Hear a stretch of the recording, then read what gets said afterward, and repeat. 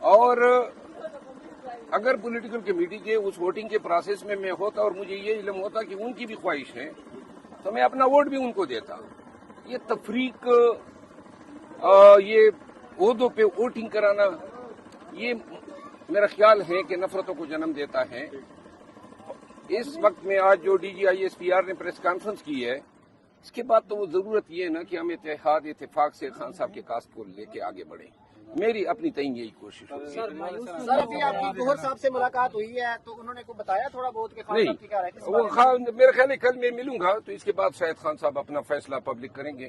کیا وجہ آج آپ کو کیوں نہیں ملنے دیا گیا؟ کیوں نام آپ کا؟ میرا خیال ہے خان صاحب مجھ سے اگر کوئی بات کرنا چاہتے تھے تو ان سب کے سامنے نہیں کرنا چاہتے تھے، کیونکہ وہ آج کی ملاقات ایسی ہوتی ہے کہ جس میں تمام سنتے ہیں، اور کل کی ملاقات چونکہ عدالت میں ہوتی ہے تو وہ علیحدگی میں بات ہو سکتی ہے. مروت صاحب آپ کا جو خاصا ہے وہ جلسے ہیں، کراؤڈ پولر ہیں، آپ لوگ آپ سے بہت محبت کرتے ہیں، تو جب آپ پی ایس سی کے چیئرمین فرض کریں بن بھی جاتے ہیں تو میرے خیال سے بڑی بھاری ذمہ داری اور ادھر سے آپ کا کٹ آف ہو جائے گا، کیا کہتے ہیں؟ نہیں کٹ آف، دیکھیں پی ایس سی کے چیئرمین کے لیے یہ میری کوئی نہ درخواست تھی نہ خان صاحب کو کوئی خواہش کی تھی.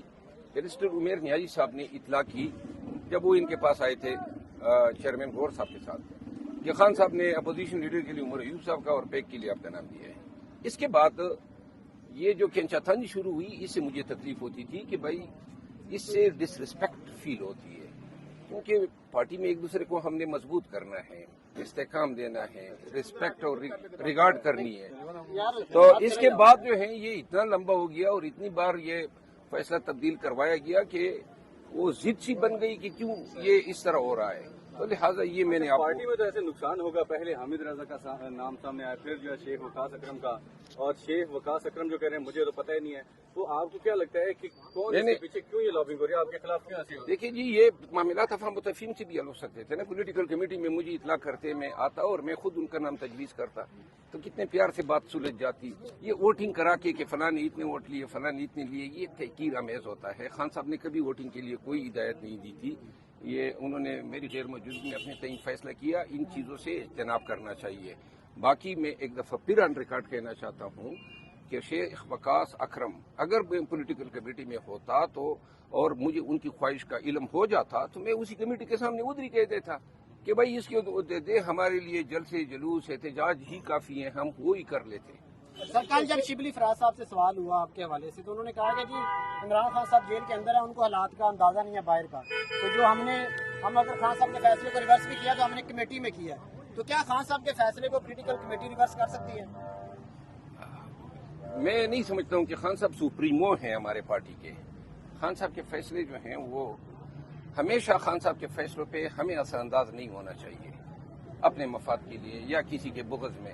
خان صاحب کے فیصلوں کا احترام کیا جانا چاہیے، چاہے کسی کے حق میں ہو. پہلے فیصلے ہوئے ہم سب نے احترام کیا، کبھی کسی ایک فیصلے پہ ہم نے ڈسپیوٹ نہیں کیا. اور تمام قیادت سے میں اپیل ہوگی کہ ہم نے دیکھیں ایسی بدنیتیوں کے ساتھ چلنا بڑا دشوار ہوگا.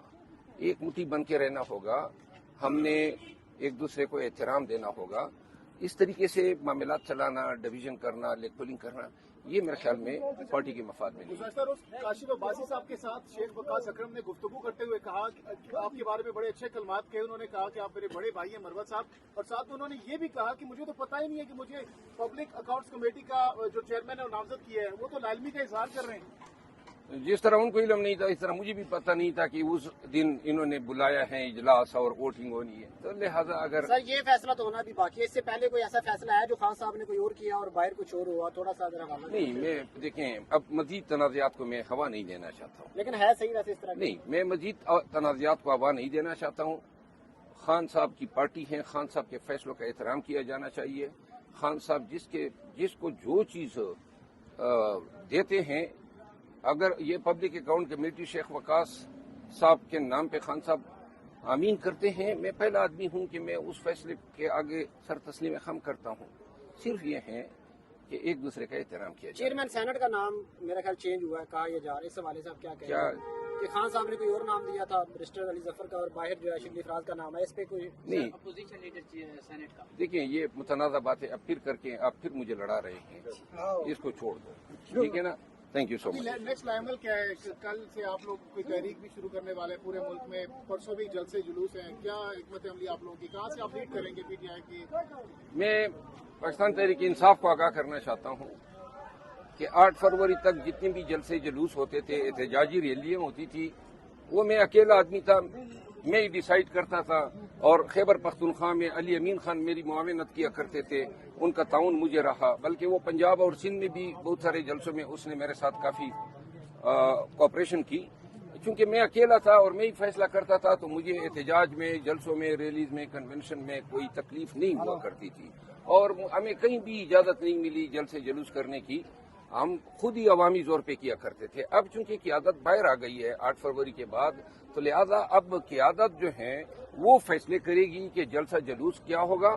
मुझे अगर किसी ने फराइज देने हैं तो मैं लब्बैक कहूँगा, और मेरी कोशिश ये होगी कि मैं अपने फराइज जो हैं वो खान साहब से गाइडलाइन दूँ कि खान साहब मेरे लिए एहतजाज में क्या रोल तजवीज़ करते हैं, और मैं उसी रोल को अमीन कहूँगा।